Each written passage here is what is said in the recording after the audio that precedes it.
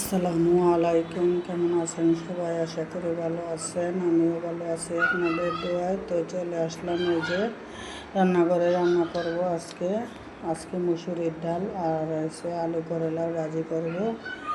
তো প্রতিদিন তো আর মাছ গোছ রান্না করা যায় না, খাওয়া যায় না। তো আজকে যা রান্না করি আমি তাই আপনাদের সাথে শেয়ার করি। তো এখন রান্না করতেছি, বিকেলবেলা দেখি অন্য কিছু রান্না করব আবার। তো এখন আমি আলু করলা কাইটা নিতেছি, আলু করলা ভাজি করব। আর এখানে চুলায় ডাল বসাই দিছি, ভাতও বসাই দিছি। তো আর মাছ প্রতিদিন মজা লাগে না। তো গতকাল রান্না করছিলাম আম দিয়ে আর ইয়া দিয়ে, টমেটো আর কাঁচা আম দিয়ে, রুই মাছ দিয়ে। তবে সেই তরকারিও আছে আজকে, তো এই জন্য আর তরকারি রান্না করব না, ডাল আর ভাজি রান্না করতেছি।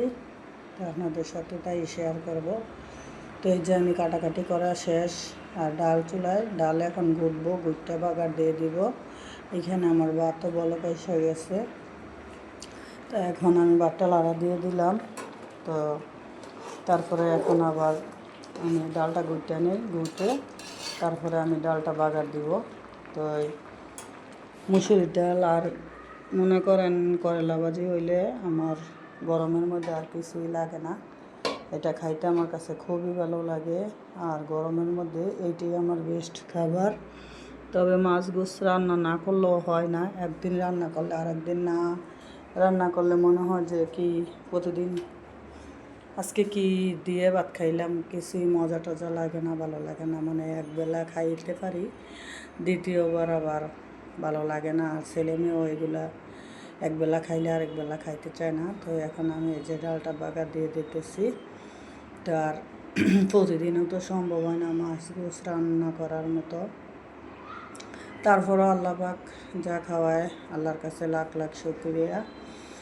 সব আল্লাহর রহমতে অনেক ভালোই আছি। তা চিন্তা করতেছি যে বিকেলবেলা মুরগির রোস্ট আর পোলাও রান্না করব। তবে আজকে তো আর আপনাদের সাথে শেয়ার করতে পারবো না, আমি বিকেলবেলা, একদমই বিকেলবেলা রান্না করব। তো গতকাল আপনাদের সাথে শেয়ার করব। তো অনেক দিন ধরে আমি ঘরে পোলাও রোস্ট এগুলো রান্না করি না। আমার মেয়ে অসুস্থ হওয়ার পর থেকে আগে আমি সপ্তাহের মধ্যে একবার রান্না করতাম পোলাও রোস্ট বা বিরিয়ানি, একটা না একটা কিছু রান্না করতাম। আর এখন মাইয়া শরীর অসুস্থ হওয়ার পর থেকে এখন আর মনে করেন ভালো লাগে না কোনো কিছু রান্না বান্না করার, ভালো কিছু মানে চুলার কাছে যাইতেই মন চায় না কোনো রকম, যাতে খাওয়ার জন্য রান্না করি এরকম। তো আপনাদের সাথেও কোনো দিন শেয়ার করা হয় নাই আমার পোলাও রান্না, রোস্ট রান্না। তো আমি মুরগি ঘরে কাইটা রাখছি, ওই মুরগি দিয়েই আমি রোস্ট রান্না করব। তো আপনারা কালকে দেখতে পাবেন। তো কালকের ভিডিওটা দেখলে বুঝতে পারবেন। আর এখানে নেটে কি যে সমস্যা হয়েছে, নেটের কারণে ভিডিও আজকে ছাড়লে সেই ভিডিওটা কালকে যাইতে যাইতে কালকে মানে দুপুর হয়ে যায়। তো বুঝতে পারতাছি না কিসের কারণে এরকম হয়েছে। নতুন নেট আইনা লাগাইছি, মানে ওয়াইফাই তো আগেরই, আবার এখন রাউটার, আবার নতুন রাউটার কিনে লাগাইছি, তারপরেও এরকম করতেছে, বুঝতেছি না। তো কিছু করার নাই, লাইনওয়ালাকেও বলছি পাওয়ার বাড়াইয়া দিতে। তো বলছে পাওয়ার বাড়াই দিছে, তারপরেও নেটে মানে ভিডিওটা যাইতে অনেক দেরি হয়। আপনারা প্রতিদিনের ভিডিওটা প্রতিদিনই মানে আজকে ছাড়লে এই ভিডিওটা আজকে ছাড়লে দেখতে পারেন না, কালকে যাইয়া এই ভিডিওটা দেখতে পারেন। তো এই যে আমার ভাজি বসায় দিলাম, আপনাদের সাথে কথায় কথায় আমার রান্নাও শেষ হয়ে গেল। ওই চুলায় দিয়ে দিলাম খাবারের পানি, আর এইখানে ভাজি বসাইয়া দিলাম। তা আর কি, এখন মনে করেন যেইভাবে দিন যায়, আল্লাহ যেভাবে নেয় সেইভাবেই কাটাইতে হবে দিন, আর কিছু করার নাই।